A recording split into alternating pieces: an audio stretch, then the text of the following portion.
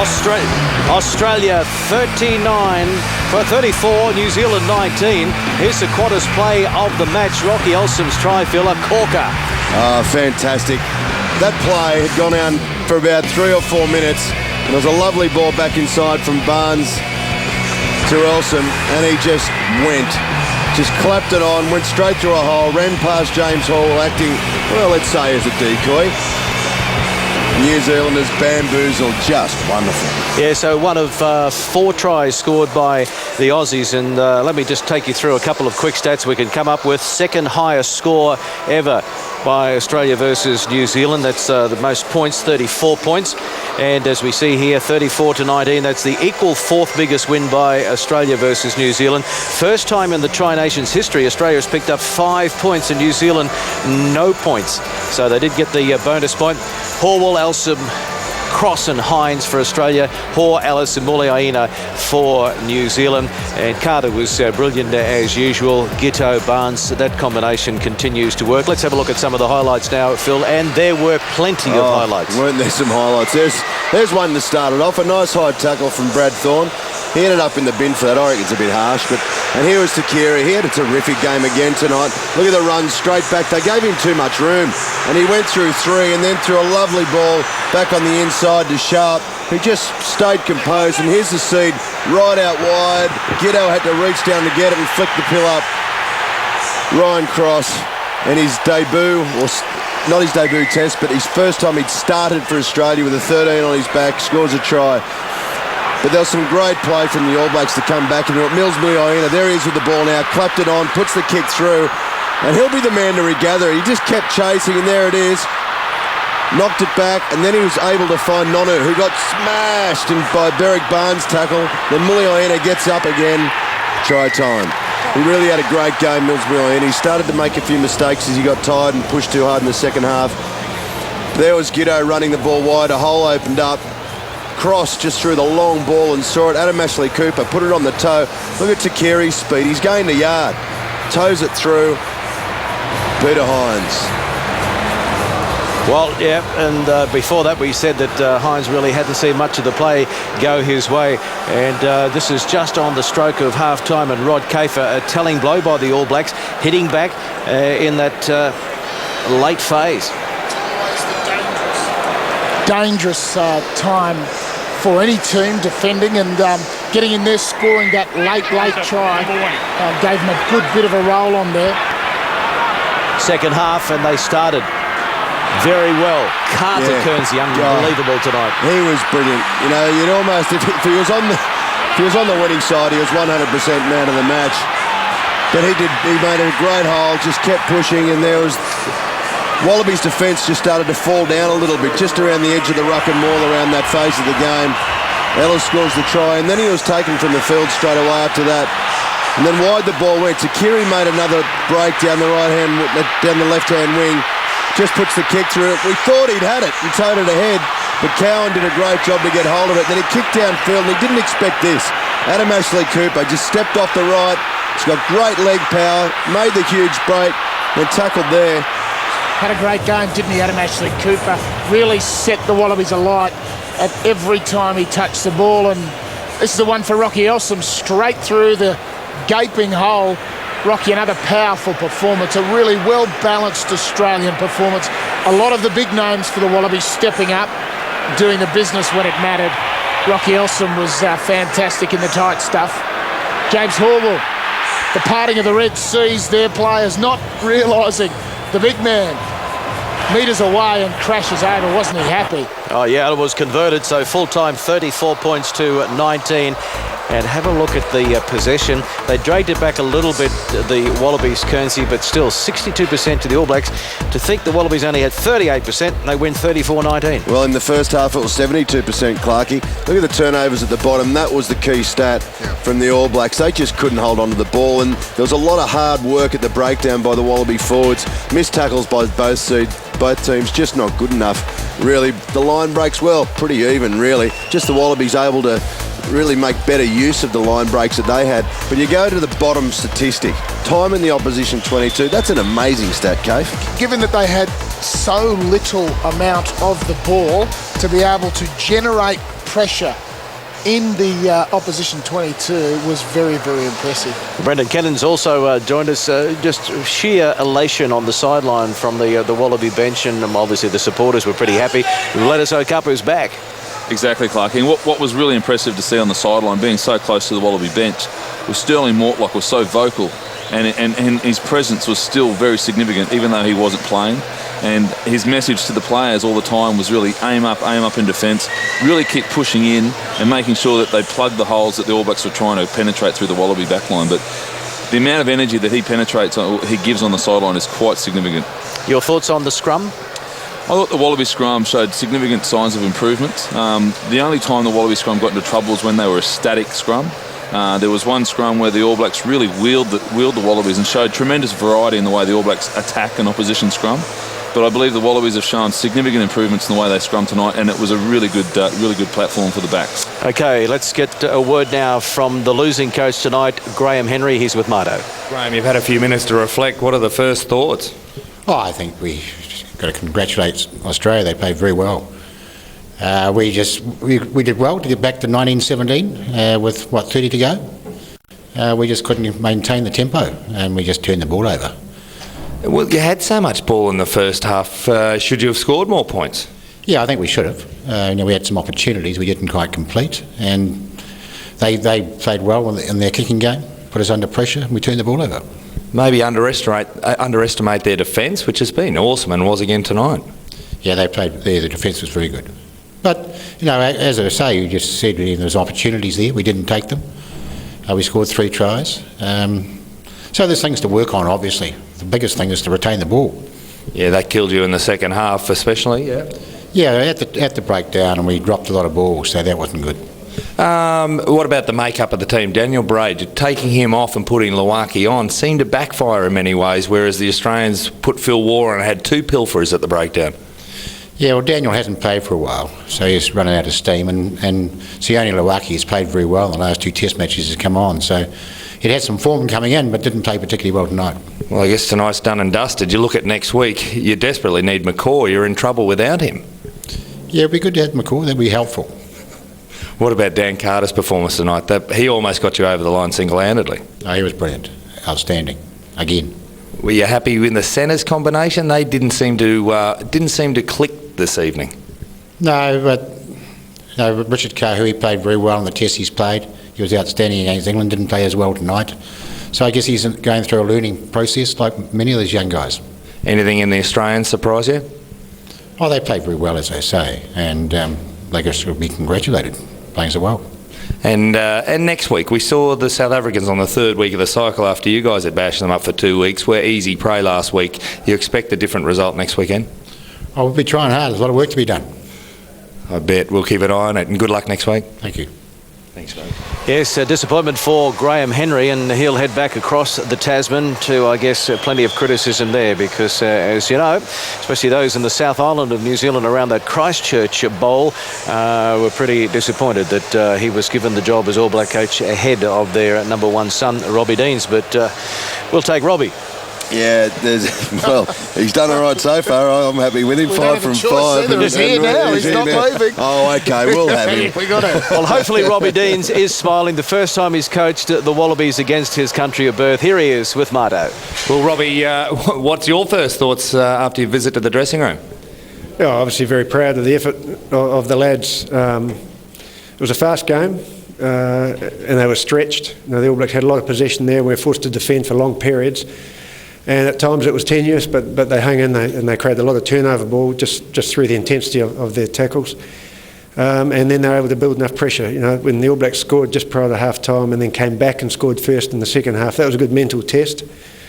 But they got up and got back on the front foot and finished strongly. Well, let's have a look at that. They'd had over 70% of the possession. They score one before half-time, score one afterwards. Were you a little bit worried that your guys had put too much into defence? Well, you're always conscious of that, and you're always conscious that those time periods just prior and just after half-time are important periods. But at half-time, the boys seemed pretty good. Physically, they weren't too bad.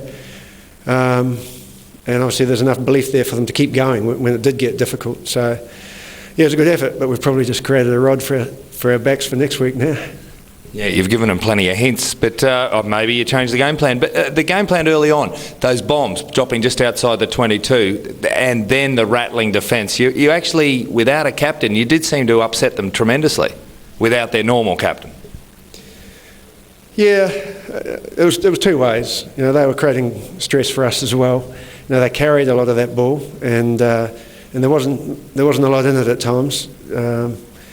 But today, it came off, so it's great. Very proud of their effort.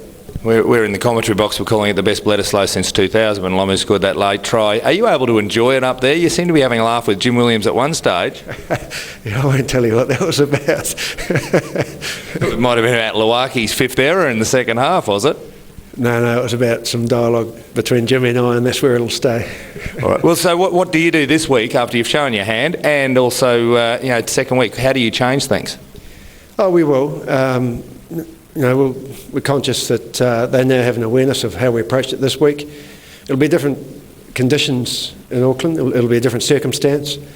We'll regroup and have a conversation with the team and see how they want to approach it, and we'll go from there.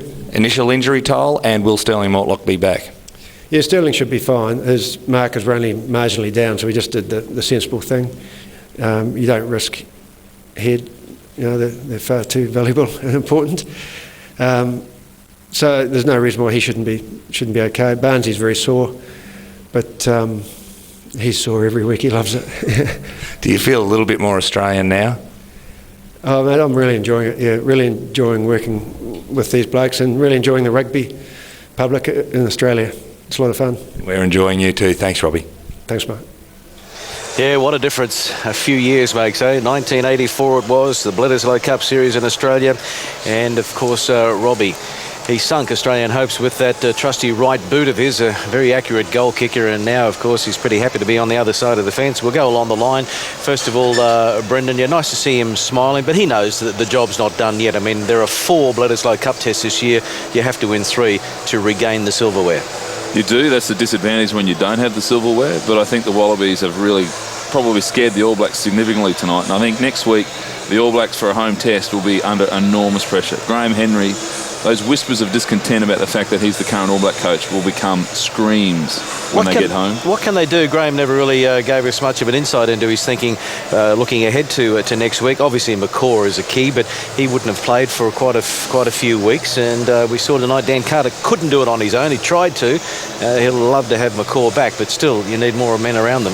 Well, it's okay to blame Graham Henry for things, but he didn't take the field. He wasn't out there. And if you think about who are they going to change in that team to improve it, and you go through the list of New Zealand rugby, and that's as good a team as they could possibly pick. So you can't pick on Graham Henry. You've got to pick on these blokes here. And Dan Carter was brilliant, but remember, Dan Carter used to have Aaron Major outside him. He hasn't anymore. He hasn't got a ball player that can help him as much. Ma'a Noni was completely shut down tonight by Giddo and Barnes. Kahui, well, didn't show anything. Again, probably because Barnes and Giddo were so good in defence. So, New Zealand shouldn't be looking at Graham Henry. They should be looking at these 15 blokes here. Leon McDonald, is that a name I could throw in? Should he be given an opportunity? Well, he's got the benefit of being the player who can distribute the ball and be that player who can get in there at second receiver, send the ball out wide and use the pace on the end. We saw Siviavatu go looking for the ball all the time, get in there chasing the ball. No one could hit him, and when they did hit him, it hit him in the head. So, getting the balance right, the understanding there, I think, was really lacking out of the midfield. Richie McCaw, though, Kearnsey, I think, will make a massive difference to that side. It's 15 points difference with Richie McCaw. We saw how George Smith dominated the breakdown tonight. It was all over it. Phil Walk came on and gave him a double dose. That won't happen again in Auckland with Richie McCaw on the field. But Mills Miliaina, you can't just put McDonald in, because Miliaina played pretty well. He made a couple of mistakes in the second half. I'm just trying to think of someone else that might put his hand up. I mean, who would you put in the centres, Cave? Mate, the great thing is I'm not an All Black selector, and I don't care. I like who they've got, quite frankly. Pick them again. Well, stay with us here on Fox Sports for our post-game show. As you can tell, we're all feeling pretty happy about the Wallabies' performance tonight. They led 17-12 at half-time. They won it by 34 points to 19. And we'll come back with more from ANZ Stadium right after this short break.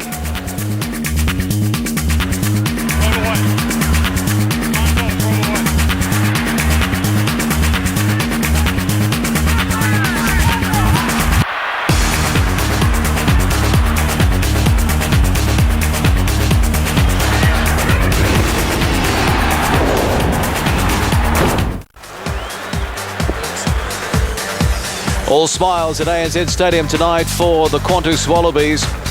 Victorious over the old rivals from across the ditch, New Zealand. 34 points to 19. 4 tries to 3. And Matt Giddo and Lottie Takiri, some wonderful touches from both of those players tonight. Oh, it was going to be pretty tough to pick a Bundaberg Rum man of the match, but Craig Martin is going to reveal all for us right now. Well, this is extraordinary, but on behalf of Bundaberg Rum, Matt Giddo, could I get you to pass this on to our man of the match, Berwick Barnes? Yeah, on behalf of Berwick, obviously he'd like to thank you for the award. Where is Berwick? Mate, I think he got a bit of a stinger, or he might have something wrong with his neck or shoulder, so he's been carried off. He would have been disappointed that you were on the bench when George Smith elected to take that late penalty and tarnished his own goal-kicking stats. Yeah, exactly. Kept him at 0%. I'm still at 100, so I was pretty happy with it. I'll keep the smile on your face. How good was that right-footed field goal? Yeah, I was kind of forced to do it, forced to my right foot, so I haven't hit, I don't know if I've hit any at training, so it was more luck than anything. Well, Gits, you saw the whole thing unfold from 5'8". In fact, you masterminded a lot of it. Let's go through the defence. How come the Wallabies are getting so good with defence? Yeah, I think a lot of it's pride and attitude. We spoke about it earlier. There was only really that one miss by myself, which led to their try in the second half. But other than that, defence was great. And a lot of it comes down to the pride. We've got a lot of pride in wearing the Wallaby jumper. You had to make so many. You'd missed 24 by half-time. That wasn't an issue. But why weren't we getting enough ball? 71% against you in the first half. Oh, I'm not too sure. It's just the way the game goes. I think it ended up at 50-50, so I suppose the All Blacks will be asking why we got so much in the second half, so it's just the way the game goes. How was the talk on the field? Yeah, talk was great. I think, once we started to feel we're building momentum, obviously everyone lifts, so yeah, it was great. I think we made the point during the week that McCaw's loss was bigger than Mortlock's loss. You've got plenty of leaders in all areas of the Wallaby game. Well, it's something that we focus on, certainly. Losing the experience that we have lost, from last year. I think a lot of players that were around that 50 test mark need to step up a lot. And the combination with Ryan Cross gave him that first try, but you're always looking for him there at outside centre. Yeah, he seems to be there a lot. He's always just hanging out in the wing, so he's getting a couple of tries. It's good. Oh, mate, it was a wonderful game to watch. Thanks, Matt. Cheers, thanks, Matto. Yeah, it was a tough choice, wasn't it? But in the end, congratulations to Berwick Barnes. We hope that he is okay. We heard earlier from Robbie Deans that he's a tough character from the Kingaroy district, the Queenslander, so he'll be putting his hand up to be selected next week. Congratulations to him. Matt Giddo, 14 points as well. But you were sitting back taking notes. What did you come up with? All positive, I hope? A lot of positives, Clarkie, obviously. Tactically, Kearnsey mentioned before Graham Henry wasn't out on the field, but tactically they got it wrong early in the first half, deciding not to kick the ball out. There were 5 kicks that don't find touch in the first 9 minutes of play. This sort of stuff just played the Wallabies into the game. Even though they didn't have a great deal of possession, the Wallabies were able to pin the All Blacks in their 22. Look, Van Carter, time after time, kicking the ball, kicking the ball, kicking the ball, and the Wallabies were patient. Then the bad kick comes. Lottie Takiri says, hey, thanks very much, gets the ball inside the opposition half, players in front of him, puts the gas on. That one leads to the try. Smart play. Kearnsey, I think Graham Henry got it wrong. They got it wrong on the tactics, and it's a Crusader tactic that just backfired for them. Yeah, no, I agree. Graham Henry, a coach can only do what he thinks is going to be the weakness, but he didn't rely on Australia's, well, in that case also, Cave, Australia's kicking game to be so good. The way that we just continually put the bombs up just outside the 22 to force them to keep kicking back like that. Yeah, they did very well, didn't they? The other thing that impressed me, particularly in the first half, was the Wallaby scrum and the ability for the Wallaby scrum to hit hard and keep putting pressure on the opposition. Cano, they've worked a lot on the scrum, good early engagement, strong side, both sides of the scrum. Oh, they've worked exceptionally hard, and obviously they've been very, very much maligned by the media and not respected totally by opposition scrums. And I think we've seen in the last 2 weeks the significant progress the Wallabies have made since the quarterfinal last year. Al Baxter's been playing some of the best football of his career. His scrummaging has just been superb, but his work rate around the field is something that probably goes unrecognised. But Benny Robinson and Stephen Moore equally are contributing. The whole Wallaby front row, and even Matt Dunning and Tatafu when he comes on, all 5 of them are contributing significantly in general play. So they're not just working hard at the set piece, but it's the add-ons that they can give to the team, which are hugely beneficial. And we talked before about how well Cliffy Palu played, and the reason for that is a stable scrum. Burgess also had a terrific game because of a stable scrum, and they were able to start to play some of their moves. And if the Northern Hemisphere are to worry about the new laws taking away the impact and the importance of the scrum, they're kidding themselves. But the same old thing will surface, I'm sure. We lost a scrum without put in, so the critics are going to say, oh, we're not quite there yet. True, but I think... Work in progress? It's more than a work in progress. We've made significant progress, Clarkie. Yeah. And I think those little lapses in error would frustrate the hell out of those guys, because the good work that they've done tonight has been undone by those couple of negative, bad scrums. Yeah, and remember, that is the best scrum going around in world rugby. England's got a very good scrum as well, but that scrum has just about towed up everyone over the last 4 or 5 years. I know there's a few players out and different things, but they gave it to the Springboks in the last couple of weeks, but couldn't do it to the Wallaby pack, and I think they scrummaged very, very well. Well, Richie McCaw, the injured All Black skipper, of course, wasn't out there tonight. He might be back next week, but he was a very interested spectator. He's with Marto. Richie just seemed to get away from the All Blacks in the second half. Yeah, I think we just lost a little bit of composure, and a few errors crept into our game. We're trying to push things, and we're played against a pretty good Wallaby team tonight, and you can't afford to have those mistakes. What impressed you most about the Wallabies? Oh, they were pretty smart. They were good at the breakdown. They obviously put some pressure on. Turned a bit of ball over there, and I think just the whole game they sort of got the pressure. They got field position there in the second half, put pressure on, and the times we actually got down to try and build some pressure, a mistake or things like that. So yeah, it was just one of those games, I suppose. Were you a bit surprised that you guys didn't put on more points despite having 71% of the possession in the first half? Was it that much? Yeah. I suppose, we should have made better use of it. Sometimes it's like that, I guess it's the quality of possession that you need to score the points, and perhaps it wasn't as good a quality as we would have liked. I tell you what, you can't say it, but we can. They lacked your leadership and decision-making out there tonight. How far away are you? Are you a chance for Auckland? I think there's a chance, yeah. So obviously started a bit of training last week with the team, but hopefully we'll come through this week. And yeah, it was pretty hard watching, I tell you. What would you have done differently if you were skipper?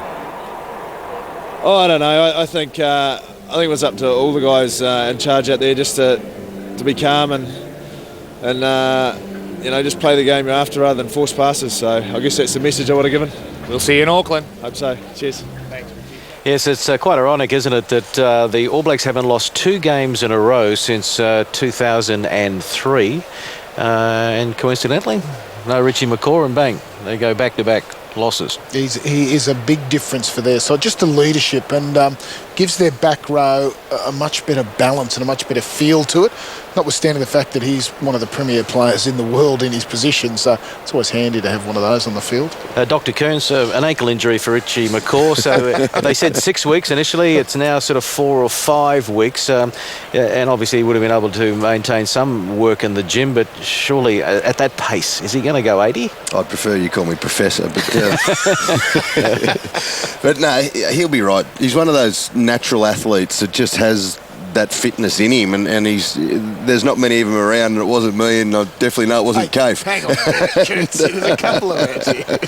But he's just one of those natural guys. He'll come out there and he'll be firing, and he'll be making a massive difference to that side, and I'd be very surprised if they don't pick him, even if he's not 100%, they'll still pick him. Well, Sterling Mortlock wasn't out there. His replacement, the only change to the starting 15 they ran on in Perth against the Springboks, of course, was Ryan Cross. He'd played on this ground in 3 Rugby League grand finals, lost them all playing for the Sydney Roosters, and there he is in his first run-on test match, and he scores a try. Wonderful moment, and Ryan spoke to Marto a short time ago. Well, Ryan, 3 losing NRL grand finals. You've finally won a major game at this stadium. Yeah, it really makes up for it. It was a great effort today, and just so proud of the team. What a start in the 6th minute with your try here. Yeah, Giddy put me over for the try. Didn't have to do much, but that's how you like them, just put them down the ground. Well, they call number 13 one of the most important positions in defence, and the Australian defence won that game tonight. How was your talk? How did you see it from out there?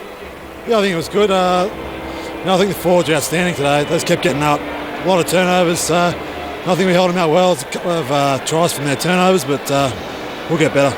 What do you guys think of George Smith? I know he was captain tonight, but some of his work at the breakdown. Yeah, he was outstanding. Obviously, he was captain, and he said during the week he'd lead by example, and he did tonight. How easy is this team to fit into this season? Yeah, I think so. I think the whole 30-man squad has been working together, and I think everyone feels part of it. And once you come into the team, you slip straight in, and everyone knows what they've got to do. Can you explain to anyone, Robbie Deans, 5 from 5, what's been the impact? It's been a different Wallaby team, a team with great confidence. Yeah, as I said, I think everyone just feels really confident and part of the team, and I think we're just growing and growing, and some of those new guys have really stepped up. Were you surprised how easy it was this evening? No, it wasn't easy. It was back and forward and a lot of long tries, so I think it was a real hard effort, and we really dug deep. What about some of those All Black cough-ups? Did that take you by surprise? I did a bit, I thought they'd be on their game tonight. They did make a few mistakes, but that's the way the game goes, and we took advantage of it. How'd that compare? How did Bledisloe compare to an NRL Grand Final? Oh yeah, it's the best game I've played in. It's great to win like that, and really have a great win, so it was good. It's great to watch as well. Thanks, mate. Thank you. Yeah, we're developing a little bit of depth. You think that Sterling Mortlock, Cafe ruled out, and Ryan Cross comes in, and we never really saw Drew Mitchell in the match at all. Tamata Tahu just got one touch late in the match, but at least he's a dual international now as well. Absolutely. And one of the things you notice about this Wallaby team is the impact that the bench made to this game. Part of the reason for that is Robbie Deans is very keen to get the bench players involved in training as much as possible. He doesn't just have them there standing holding the tackle shields for 90 minutes of training. They're in there running all of the time, and it shows when they come on the field because they make an impact. Ryan Cross gets his opportunity but had plenty of work under his belt. What about some more analysis? The line-out, everyone thought that Australia might have an edge there. Were you happy? Yeah, the line-out went well.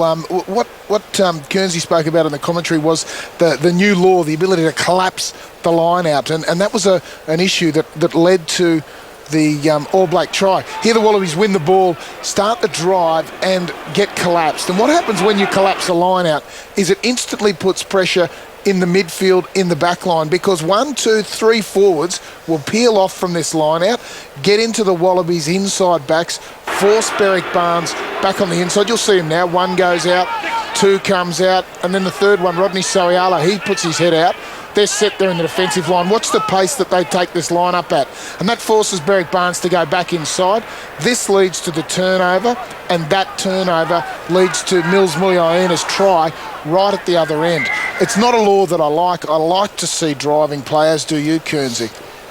It's a modern marvel and beauty to see that thing trundling down the field, and it takes quite a bit of skill, Keno. It's not just like it happens. It's skill. It does. I mean, it's incredibly hard to do, but it's even equally as hard to defend, and that's actually quite a cop-out to allow the defence to pull it down. It defeats, the art of front row. You got one more for us? I've got the last one, and I mentioned it during the commentary. One of my favourite bits in the whole match was Rocky Elsom's try. James Horwell, a real play off the touch footy field here. You'll see him in a minute coming back on. So what James Horwell does here, you'll see him there, hand out, pointing. He's just said, I've got Rocky Elsom. The 2 players, the All Black players, switch off, and they think he's going to tackle Rocky Elsom, so they relax. No one's there for the All Blacks, and Rocky Elsom goes straight through the middle. It's a classic play that you like to pull on the touch footy field when you're playing in training, and it's worked a treat for a try. Great stuff. And you hate it when you're the All Black player that it happens to, because you know you've just been completely done in the eye. It's like Ocean's 11. You've just been done. Well, I tell you what has been done. The Australians have gone to the top of the Tri-Nations ladder.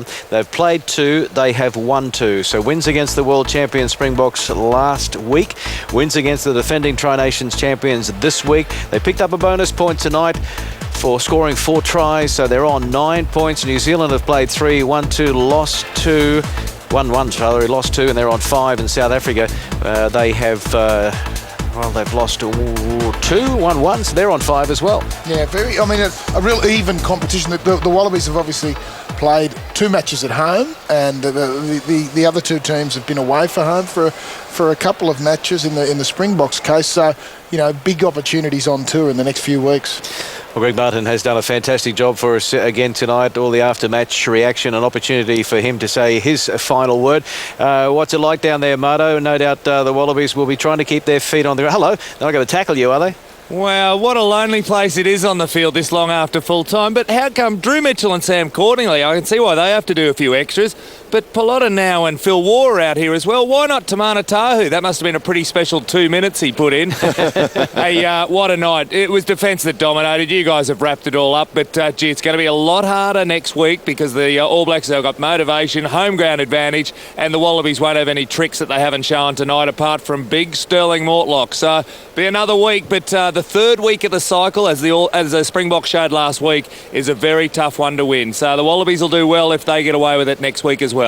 Yeah, looking forward to that one. Bardo, Brendan, next week very briefly, 34-19. No reason why they can't do it again. Certainly not, Clarkie. I mean, we obviously all predicted tonight to be a lot tighter than what it was. I think the All Blacks would be very concerned going to next week. I don't think they've got a lot that they can bring in to complement what they gave tonight. The Wallabies will be very confident. So, scoreline probably not as big next week, but the Wallabies should win. Phil? Yeah, I'd agree with that, but gee, Auckland, it's a long time since we've won there. I mean, I certainly didn't win a test shot. I don't know if you did, Keno, but... No, 1986. 1986, geez, it's a long time, and it has been a graveyard for Australian rugby there. But I got some confidence about me. I think Australia can win. I agree with Keno. It won't be by as much, but gee, 1 point is enough. That's right. We take a bit of confidence forward, do we? Confidence is the key. Richie McCaw will be the key for the All Blacks. He will make a massive difference to that All Black team. If he gets on the paddock. I believe he was 99% right tonight. Didn't want to take the risk with him. He'll be there. Apparently Greg Martin kicked him in the ankle just down there before. And of course, Sterling Mortlock will be back as well. Just before we wrap it up, let's check what we've got on your home of rugby, Fox Sports, over the next 7 days. Inside Rugby, of course, back on Thursday night. And Kearnsey and Kaif will be with me previewing Bledisloe 2. We'll go across the ditch to see what the fallout has been. I'm sure Tony Johnson and the gang in New Zealand will be sort of tearing their hair out at the moment, trying to find a way for Graham Henry and the All Blacks to hit back. Men of Gold, of course, that's 8:30 Eastern on Thursday night. And Bledisloe Cup 2, don't miss this one. The All Blacks at home in Auckland, taking on the Qantas Wallabies. Eden Park is the venue. We'll have a pre-game show for you at 5 p.m. Eastern. And then, of course, the kick-off at 5:35 Eastern Standard Time. But it's not